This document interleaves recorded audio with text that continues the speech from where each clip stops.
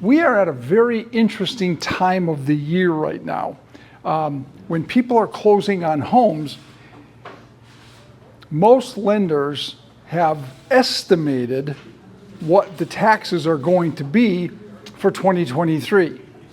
Well, Cobb County, for example, has recently issued their taxes. So if I was working on their loan in July or the very beginning of August, we were estimating. Now the actual taxes have come in. So whatever the lender originally disclosed, if the actual taxes have come in, now it's going to change to the real number. Now, I'm bringing this up because this is going to raise some questions for both you as well as for your borrowers as they're preparing for closing and wondering what are they going to do. So I want to show you two different examples of what happens, how a closing disclosure or your ALTA statement's going to look in the event that taxes have been already issued by the time you arrive at closing. Now, if the taxes have been issued by the time of closing, that means that in order to get clear title, the attorney has to pay those taxes. Now they pay them, of course, after closing, but they collect everything. They put it on the seller's side of the document, not on the buyer's. It goes on the seller's side of the document, which I'll show you in a minute. And then the buyer gives the seller a credit for the remaining portion of 2023. Now, it's just the opposite if it's estimated taxes. Because if it's estimated taxes, then we have to collect, we meaning the lender and the attorney, has to collect enough money for the buyer to put into their escrow account. So that when the taxes do come out in another day, week, month, whatever it's going to be, we're going to have enough money in the account to pay the bill for all of 2023, and then a seller is going to give the buyer a credit for all the taxes estimated between January 1 and the day of closing. So I know this gets confusing, and buyers, trust me, buyers get real confused with it. So I thought what I would do is show you two different examples today. So this first one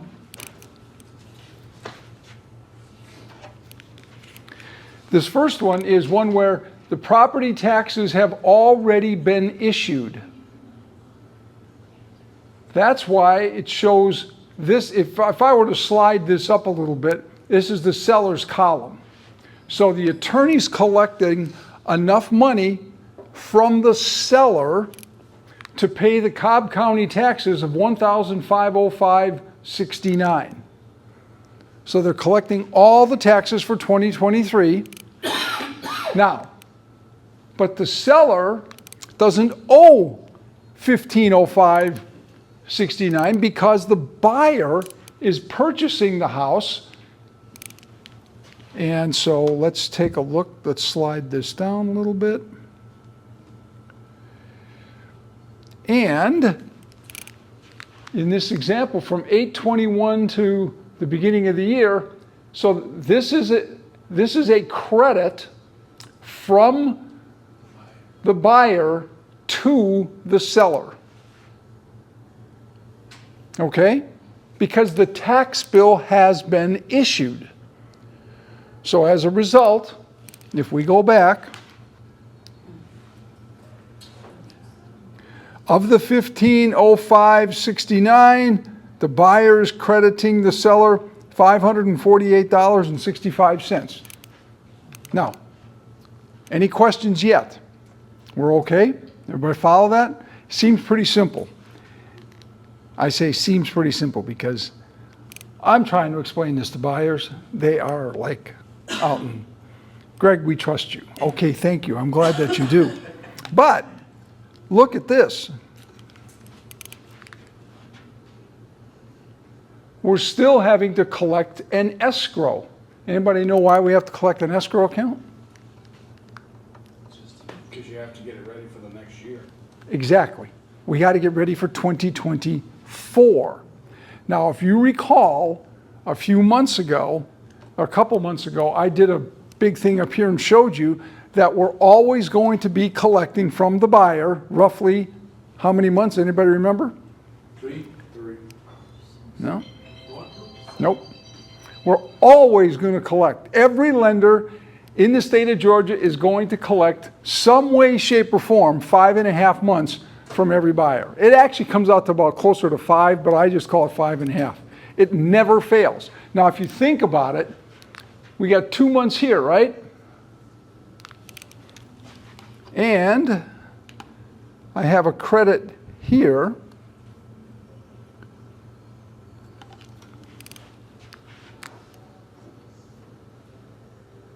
For 4.5 months. That's 6.5 months. But if we slide back here, this is where it gets complicated, but it's not intended to be. There's an aggregate adjustment which drops this down. So it's always going to be 5.5 months. Whether tax bill's been issued or not makes no difference. It's always going to be about 5.5 months. It's just that how it shows up on the settlement sheet is going to vary whether or not the taxes have come out or not. In this example, seller's paying it, buyer's giving them a credit. But as you could see, after you adjust for the aggregate adjustment, it comes out to roughly 5.5 months. No change. Now, let's go to this one. Okay. On this one, there is nothing in property taxes here, because the tax bill on this particular account has not yet been issued. So look at this. We're collecting 13 months because we have to pay the entire tax bill when it comes out, plus, as Jeff indicated, we got to have some money in the account for next year's taxes. Make sense? Now this one, I purposely put this one up here because it gets just a little weird. This says that the monthly taxes are $175, call it. All right? I did that to protect my buyer. But when you look down here, the seller credit is only $210. So 2 significant things here. Number one, the seller is giving the buyer a credit for taxes for January through 8/25 of a whopping $210. So if you figure that out, that says that the property taxes for the year are probably only going to be somewhere around $500, not even $500, $400 and some dollars. And the reason why, this particular gentleman is 83 years old, and he's getting a senior exemption. So when this originally came out, this was last week, when this originally came out,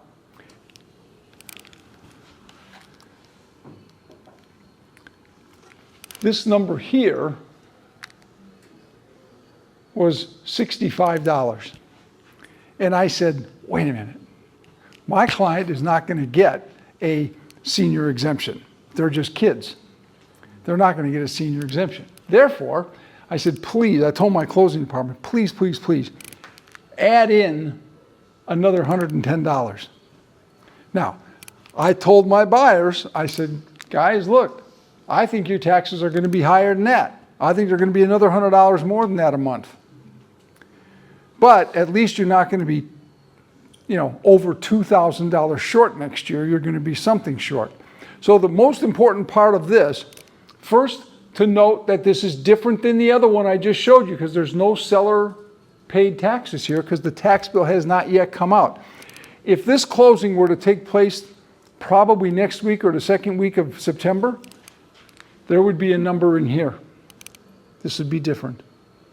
And then this, instead of showing 13 months, would only show 2 or 3 months. Probably 3 months, because as you go down another month, and then in this case, over here, this seller credits here. If the tax bill were already issued,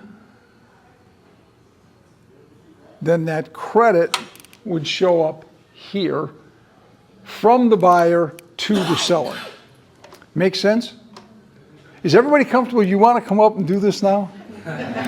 You want to present this to your buyers? And I think the most important thing for me to tell you or to suggest is that you don't have to know every bit of this, and I say this almost every week, but if you understand that the closing disclosure and the settlement sheet is going to look different if it's a tax bill that's been issued versus not yet issued, because if it's issued, we know what it is. If it's not, the lender's estimating.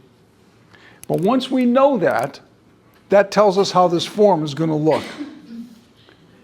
Does that make sense? Any questions on that? Yes. So, just for comparison's sake, are taxes here paid in advance or in arrears? Both.